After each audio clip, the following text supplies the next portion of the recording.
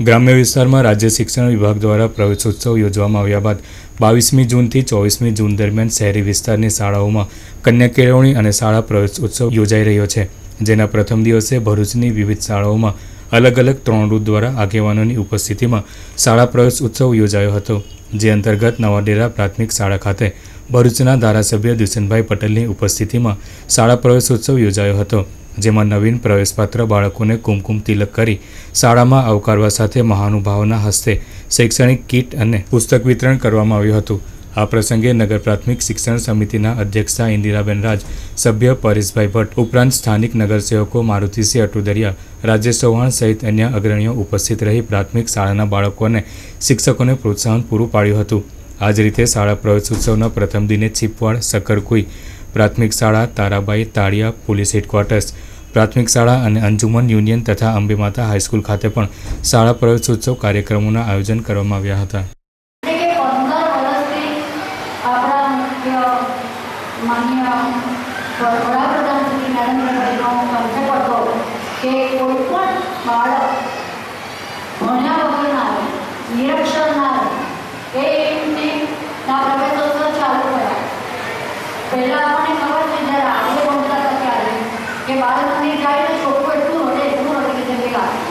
ત્યારે આજે આપણે જોઈ રહ્યા છીએ કે આટલા નાના નાના છોકરા છે